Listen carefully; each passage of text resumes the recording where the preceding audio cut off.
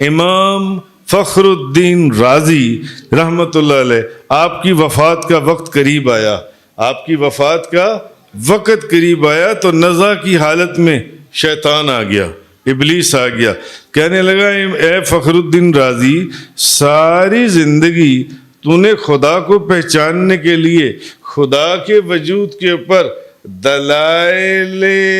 عقلیہ اکٹھے کیے، دلائل بتا تیرے پاس کیا دلیل ہے کہ خدا موجود ہے؟ آپ نے ایک دلیل دی، اس نے وہ دلیل رد کر دی۔ رہتا تو فرشتوں میں تھا نا،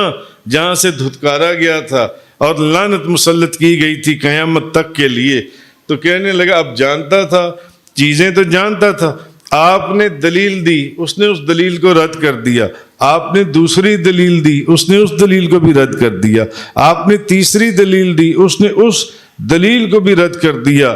اس مردود نے 360 کی 360، آپ نے اپنی زندگی میں کتنے دلائل اکٹھے کیے تھے؟ اللہ کے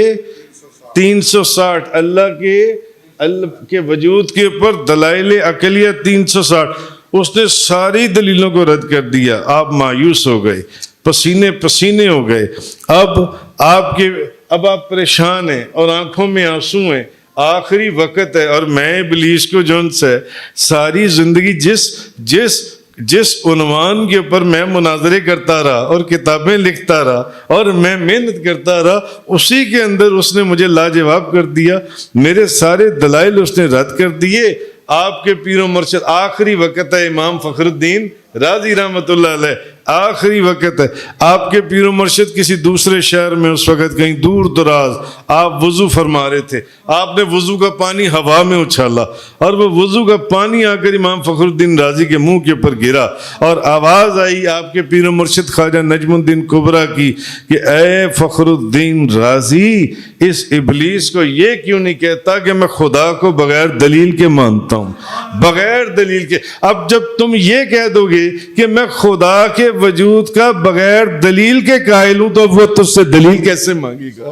اب وہ تجھ سے دلیل کہاں سے مانگے گا؟ حضرت سلطان باہو رحمۃ اللہ علیہ فرماتے ہیں کی ہویا بت دور گیا دل ہرگز دور نہ تھی وے ہوں، کی ہویا بت دور گیا دل ہرگز دور نہ تھی وے ہوں، سیاں کو ہاں تے میرا مرشد وسدا مینو وچ حضور دے دس دے ہوں، وچ حضور دے دس دے ہوں۔ اس لیے فرمایا وَكُونُوا مَعَ الصَّادِقِينَ، آہا وَكُونُوا مَعَ الصَّادِقِينَ، سچے لوگوں کے ساتھ ہو جاؤ۔ سیاں کو ہاں تے میرا مرشد وسدا مینو وچ حضور دے دس دے ہوں، وچ حضور دے دس دے ہوں۔